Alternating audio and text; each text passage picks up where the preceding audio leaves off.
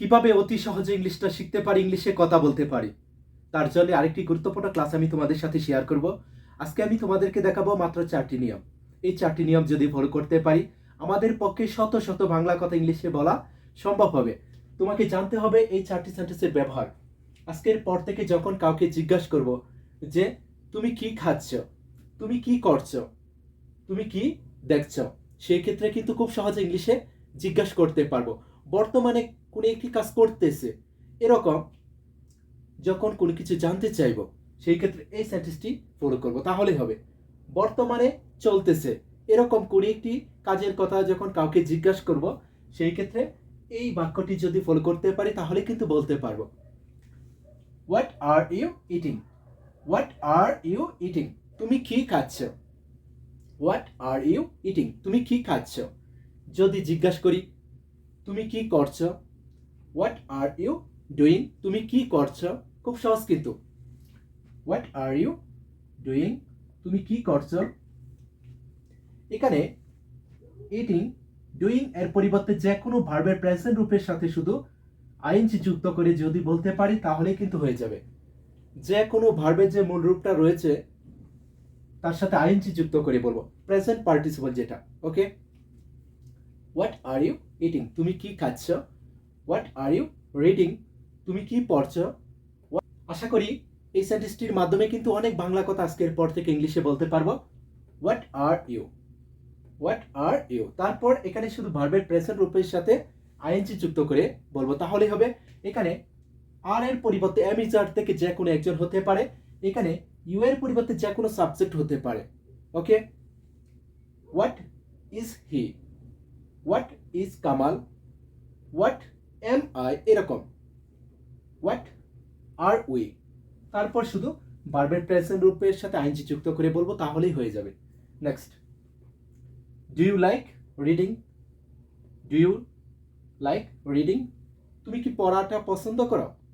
যে কোনো একটি কাজ যখন জিজ্ঞাসা করব, তুমি কি কাজটা করা কি পছন্দ করো, তুমি কি কাজটা করতে কি ভালোবাসো, সেই ক্ষেত্রে এই সেন্টেন্সটি ফলো করবো, তাহলেই কিন্তু হবে।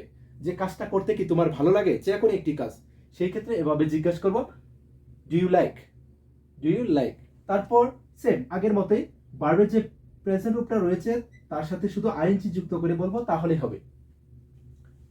লাইক এরপরে যদি কোন একটি ভার্ব ইউজ করি, সেটা হবে ভার্বের মূল রূপের সাথে আইএনজি যুক্ত করে আমাদের বলতে হবে। ওকে, ডু ইউ লাইক সুইমিং, তুমি কি সাঁতার কাটা পছন্দ করো।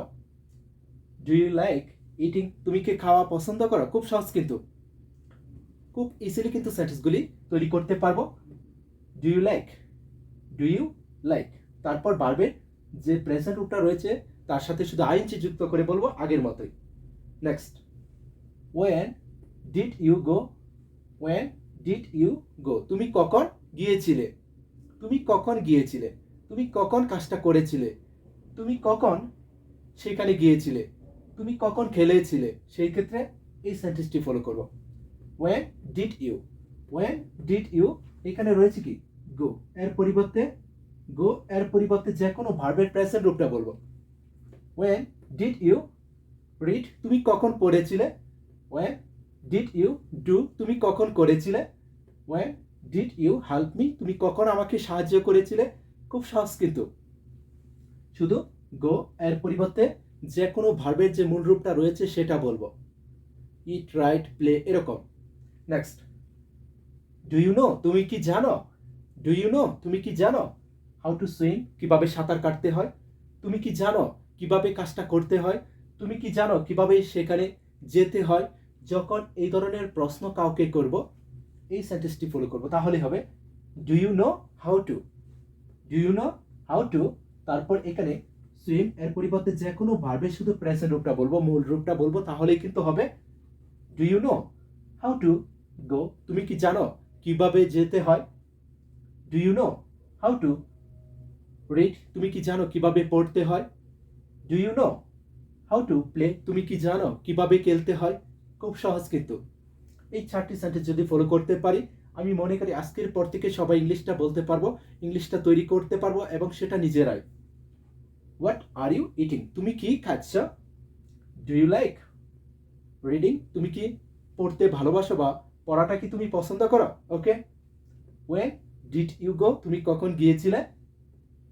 Do you know how to swim, তুমি কি জানো কিভাবে সাঁতার কাটতে হয়? এখানে শুধু ভার্বের প্রেজেন্ট রূপটা ইউজ করব। আর এখানে ভার্বের যে প্রেজেন্ট রূপটা রয়েছে এরকম তাদের সাথে আইএনজি যুক্ত করে বলবো, তাহলে কিন্তু হয়ে যাবে। যদি ক্লাসটি ভালো লেগে থাকে অবশ্যই শেয়ার করে দিও।